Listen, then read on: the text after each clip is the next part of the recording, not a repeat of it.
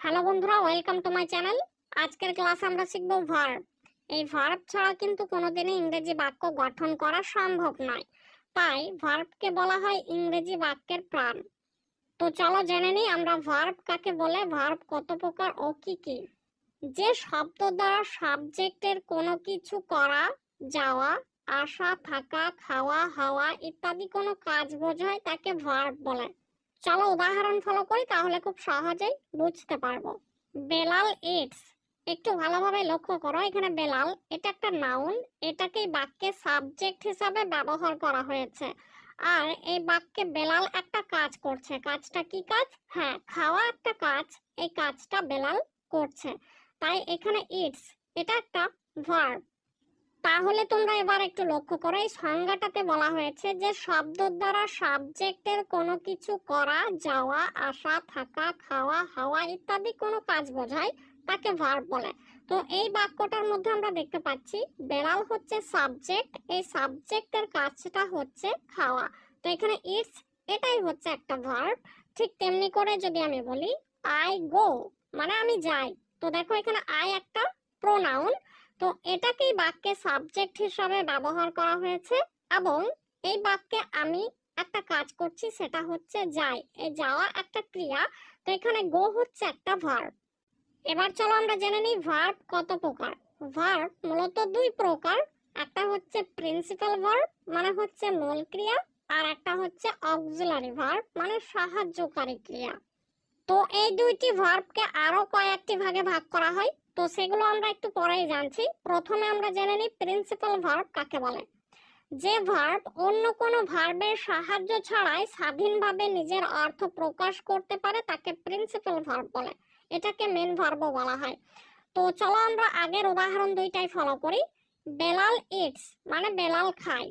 এবার তোমরা একটু লক্ষ্য করো, এই বাক্যে বেলাল মানে বেলাল, ইটস মানে খায়, তাহলে এখানে ইটস ক্রিয়াটি কারো সাহায্য ছাড়াই স্বাধীনভাবে নিজের অর্থ প্রকাশ করছে, তাই এটাকে আমরা বলবো প্রিন্সিপাল ভার্ব। কিন্তু যখনই আমরা এই বাক্যটাকে এরকম ভাবে বলবো যে বেলাল ইজ ইটিং, অর্থাৎ বেলাল খাচ্ছে, তাহলে এই বাক্যে ইটিং কিন্তু স্বাধীনভাবে অর্থ প্রকাশ করতে পারছে না যতক্ষণ না সে ইজ এর কাছ থেকে সাহায্য নিচ্ছে। তাহলে ইজ ইটিং এর অর্থ হচ্ছে খাচ্ছে। আবার যদি বলা হয় আই গো মানে আমি যাই, এখানে দেখো আই মানে আমি, গো মানে যাই, তো গো কিন্তু কারো সাহায্য ছাড়াই নিজে নিজে অর্থ প্রকাশ করতে পারছে, তাই এখানে আমরা বলতে পারি গো হচ্ছে একটি প্রিন্সিপাল ভার্ব। কিন্তু আবার যদি বলি আই এম গোয়িং, এর অর্থ হচ্ছে আমি যাচ্ছি, এখানে দেখো গোয়িং কিন্তু নিজে নিজে অর্থ প্রকাশ করতে পারছে না যতক্ষণ না অ্যাম এর সাহায্য নিচ্ছে। তো অ্যাম গোয়িং এর অর্থ হচ্ছে যাচ্ছি, তাহলে এই বাক্যে অ্যাম হচ্ছে একটি অক্সিলারি ভার্ব। তো আশা করি তোমরা প্রিন্সিপাল ভার্বটা আয়ত্ত করতে পেরেছো। এবার চলো আমরা জেনে নিই অক্সিলারি ভার্ব কাকে বলে এবং অক্সিলারি ভার্ব বাক্যে কিভাবে কাজ করে। অক্সিলারি ভার্বকে বাংলাতে বলা হয় সাহায্যকারী ক্রিয়া। আমরা সংজ্ঞাটা একটু সংক্ষেপে জেনে নিই। যে ভার্ব সাধারণত টেন্স, ভয়েস বা সেন্টেন্স গঠনের জন্য প্রিন্সিপাল ভার্বকে সাহায্য করে তাকে অক্সিলারি ভার্ব বলে। আমি জানি এই সংজ্ঞাটা আমার অনেক ভাই বোনেরা বুঝতে পারছে না।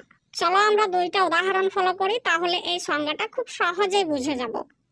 দেখো আমাদের স্ক্রিনে একটা উদাহরণ চলে এসেছে। আমি ইংরেজি পড়ছি, তো এটা আমরা ইংলিশে এভাবে বলি আই এম রিডিং ইংলিশ। কেন বললাম এইভাবে?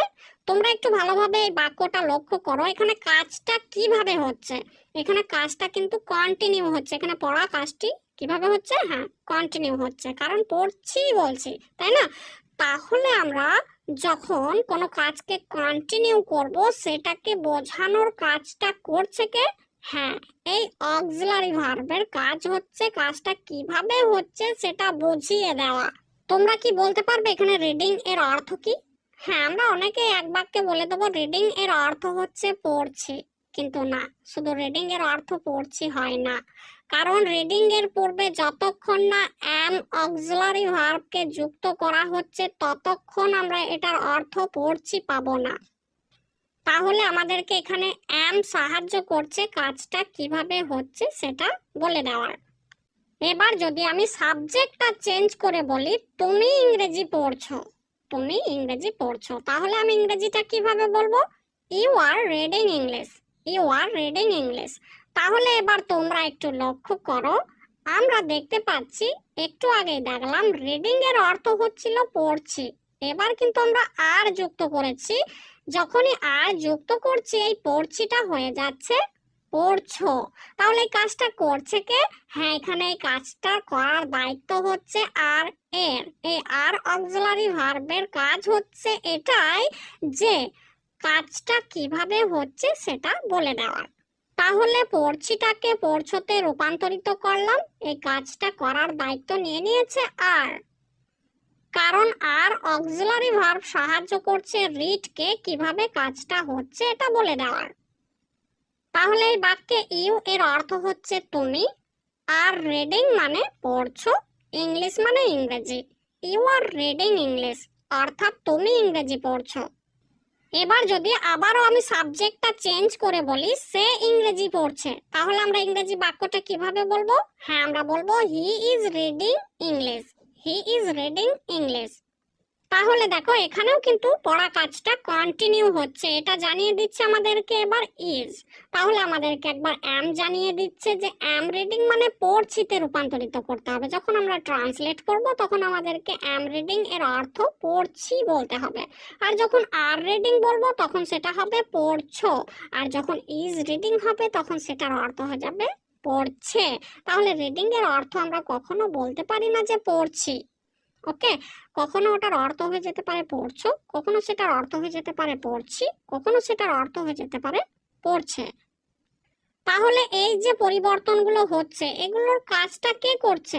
হ্যাঁ, এই মূলত অক্সিলারি ভার্বের কাজ হচ্ছে এইগুলোই, যে আমাদেরকে কাজটা কিভাবে করতে হবে সেটা জানিয়ে দেওয়ার কাজ হচ্ছে এই অক্সিলারি ভার্ব। অর্থাৎ হেল্পিং ভার্বগুলো সব সময় প্রিন্সিপাল ভার্বকে সাহায্য করে বা অ্যাকশন ভার্বকে সাহায্য করে। যদি সাহায্য না করে তাহলে পরে কি সমস্যা হবে, চলো আমরা উদাহরণের মাধ্যমে ব্যাপারটা বুঝে নিই। দেখো আমাদের স্ক্রিনে 3টা উদাহরণ চলে এসেছে। আই অ্যাম ইটিং, এটার অর্থ হচ্ছে আমি খাচ্ছি। আই ওয়াজ ইটিং, এটার অর্থ হচ্ছে আমি খাচ্ছিলাম। আই উইল বি ইটিং, এটার অর্থ হচ্ছে আমি খেতে থাকবো। এবার তোমরা একটা জিনিস লক্ষ্য করো, এর মাঝে আমরা পাচ্ছি অ্যাম, এর মাঝে আমরা পাচ্ছি ওয়াজ, এর মাঝে আমরা পাচ্ছি উইল বি। তো এগুলোকে আমি কিছুক্ষণের জন্য উধাও করে দিচ্ছি, অর্থাৎ নাই করে দিচ্ছি। এবার দেখো এটারও আই ইটিং, এটারও আই ইটিং, এটারও আই ইটিং। এবার কিন্তু আমরা হেল্পিং ভার্বের সাহায্য যদি না নিই তাহলে কি সমস্যাটা হচ্ছে দেখো, আই মানে আমি, ইটিং মানে খাচ্ছি, আই ইটিং মানে আমি খাচ্ছি। ব্যাস, এটার অর্থ কি হচ্ছে? আই মানে আমি, ইটিং মানে খাচ্ছি। এটারও অর্থ হয়ে যাচ্ছে আই ইটিং মানে আমি খাচ্ছি। এটারও অর্থ কি হচ্ছে? এটারও অর্থ হয়ে যাবে আই ইটিং মানে আমি খাচ্ছি। তাহলে আমি একটা আই ইটিং দিয়ে কোন জিনিসটাকে বোঝাতে চাচ্ছি? আমি খাচ্ছি নাকি আমি খাচ্ছিলাম নাকি আমি খেতে থাকবো, কোনটাকে বোঝাবো? হ্যাঁ, এটাই আমরা তখন বোঝাতে পারবো না কাউকে যদি হেল্পিং ভার্বের সাহায্য না নেওয়া হয়। তো এখানে হেল্পিং ভার্বের কাজ হচ্ছে মূলত এটাই যে কাজটা কিভাবে হচ্ছে আর কোন সময়ে হচ্ছে এটা বুঝিয়ে দেওয়ার কাজ হচ্ছে হেল্পিং ভার্বের। এবার যদি আমরা এর মাঝে অ্যাম যুক্ত করে দিই তাহলে পরে এই ইটিংটার অর্থ কি হবে এটা নির্ধারণ করছে এই অ্যাম। অ্যাম আমাদেরকে বলে দিচ্ছে যখন অ্যাম ইটিং হবে তখন এটার অর্থ হবে খাচ্ছি। তাহলে আই অ্যাম ইটিং এর অর্থ হচ্ছে আমি খাচ্ছি। যখনই আমরা এর মাঝে একটা ওয়াজ যুক্ত করে দেব তখন এই ইটিংটার অর্থ কি হবে সেটা নির্ধারণ করছে এই ওয়াজ। এই ওয়াজ আমাদেরকে বলে দিচ্ছে এই ইটিংটার অর্থ হবে আমি খাচ্ছিলাম। তাহলে আই ওয়াজ ইটিং এর অর্থ হচ্ছে আমি খাচ্ছিলাম। তেমনি করে দেখো এর মাঝে যদি আমরা উইল বি কে যুক্ত করি তাহলে পরে এই ইটিংটার অর্থ হয়ে যাবে খেতে থাকবো। তাহলে আই উইল বি ইটিং মানে আমি খেতে থাকবো। এবার তোমরা নিশ্চয়ই বুঝতে পারছো যখনই আমরা অ্যাম, ওয়াজ এবং উইল কে যুক্ত করছি তখনই আমরা খুব সহজে বুঝে যাচ্ছি কাজটা কিভাবে হচ্ছে আর কোন সময়ে হচ্ছে। অক্সিলারি ভার্ব আবার দুই ভাগে ভাগ করা হয়, যেমন প্রাইমারি অক্সিলারি ভার্ব আর মডাল অক্সিলারি ভার্ব। তো প্রাইমারি অক্সিলারি ভার্ব কাকে বলে চলো জেনে নিই, তারপরে উদাহরণ ফলো করব। যে ভার্ব অবস্থান অনুযায়ী সাহায্যকারী আবার অবস্থান অনুযায়ী প্রিন্সিপাল ভার্ব হিসেবে ব্যবহৃত হয় তাকে প্রাইমারি অক্সিলারি ভার্ব বলে। তো চলো উদাহরণ ফলো করি, তাহলে খুব সহজেই বুঝতে পারবো। দেখো আমরা স্ক্রিনে দুইটা উদাহরণ দেখতে পাচ্ছি। বেলাল ইজ ইটিং মানে বেলাল খাচ্ছে, বেলাল ইজ আ স্টুডেন্ট মানে বেলাল একজন ছাত্র। তো এই বাক্যে দেখো ইজ ইটিং কে সাহায্য করছে কাজটা কোন সময়ে হচ্ছে বা কিভাবে হচ্ছে সেটা জানিয়ে দেওয়ার জন্য, আর ইজ ইটিং কে সাহায্য করছে সঠিকভাবে অর্থটি করার জন্য। আর এই বাক্যে দেখো ইজ ব্যবহার করা হয়েছে, এটা প্রিন্সিপাল ভার্ব হিসাবে ব্যবহার করা হয়েছে, অর্থাৎ মেন ভার্ব হিসাবে ব্যবহার করা হয়েছে। এখানে ইজ এর অর্থ হচ্ছে হয়, তো হয় ক্রিয়াটি উজ্জ আছে। বেলাল ইজ আ স্টুডেন্ট, তো আমরা বলি বেলাল হয় একজন ছাত্র। এখানে আমরা হয় ক্রিয়াটা উজ্জ রেখে বলি বেলাল একজন ছাত্র।